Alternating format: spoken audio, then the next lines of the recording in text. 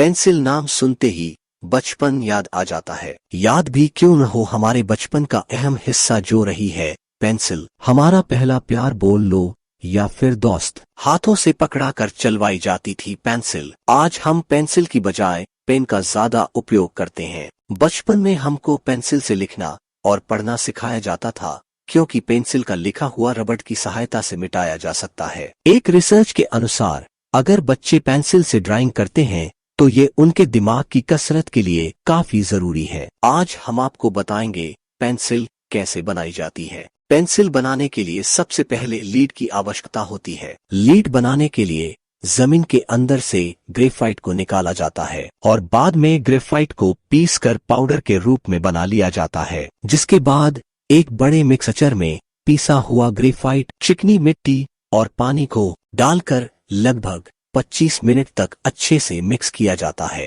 अगर colour pencil बनानी हो तो इन्हीं के साथ जिस कलर की पेंसिल बनानी हो उसी तरह का कलर डाल दिया जाता है। इसके बाद ग्रेफाइट और क्ले के पेस्ट को एक हाइड्रोलिक प्रेस मशीन में डाल दिया जाता है और हाइड्रोलिक प्रेस मशीन की मदद से इस पेस्ट की एक लंबी लीड बनाकर तैयार हो जाती है और बाद में इन लीड को लंबाई के अनुसार काट दिया जाता है। इन लीड को एक मशीन के अंदर डालकर सुखाया जाता है, जिससे इसमें मौजूद नमी खत्म हो जाए। लेकिन अभी लीड नरम और नाजुक है। इन्हें कठोर बनाने के लिए एक इलेक्ट्रिक ओवन में 1500 डिग्री सेल्सियस पर 45 मिनट तक रखा जाता है। कलर वाली पेंसिल को बनाने की प्रक्रिया भी पहले जैसी ही है, बस इसमें जिस तरह की पेंसिल बनानी हो वो कलर साथ में मिला दिया जाता है। अगले प्रक्रिया में लीड को 6 घंटों के लिए मोम में रखा जाता है ताकि लीड में बची हुई जगह भर जाए और पेपर पर काफी स्मूथ चलें। इनके बाद लीड का टेस्ट किया जाता है। टेस्ट में ये पता लग सके कि लीड कितना दबाव झेल सकती है। इन टेस्ट के बाद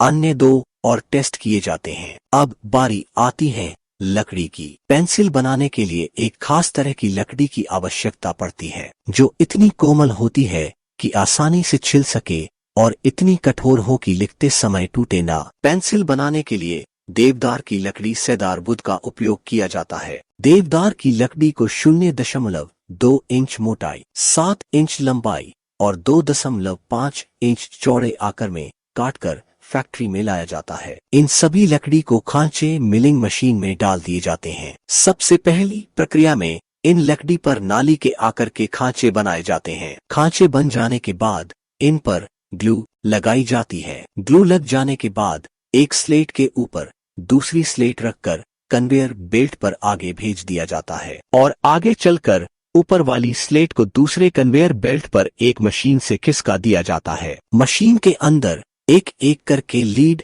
नालीनुमा खांचे में फिट हो जाते हैं और जैसे मशीन का खांचा लीड के साथ गोल गोल घूमता है, वैसे ही लीड लकड़ी पर बनी नालीनुमा खांचे में फिट हो जाता है और जो स्लेट दूसरे कन्वेयर पर थी उन्हें वापस एक मशीन के अंदर से ग्लू लगाकर इन लीड वाले स्लेट के ऊपर रख दिया जाता है और एक प्रेशर मशीन इन बॉक्स को दबाकर रखती है ताकि दोनों स्लेट एक दूसरे से अच्छी तरह से चिपक जाएं। इस प्रक्रिया को सैंडविच भी कहते हैं। अब बारी आती है लकड़ी के स्लेट को पेंसिल के आकार की देने की। मशीन द्वारा पेंसिल को हेक्सागन शेप, राउंड शेप और ट्रायंगल शेप के अनुसार काट दिया जाता है। एक बार में मशीन 7 से 10 पेंसिल काट देती है। फिर किसी भी एक पेंसिल को निकालकर उसे छिला जाता है और साथ ही उसकी टिप पर दबाव डालकर उसका टेस्ट किया जाता है। एक उच्चतम गुणवत्ता वाली पेंसिल 2.5 किलो तक का दबाव सहन कर सकती है। अब बारी आती है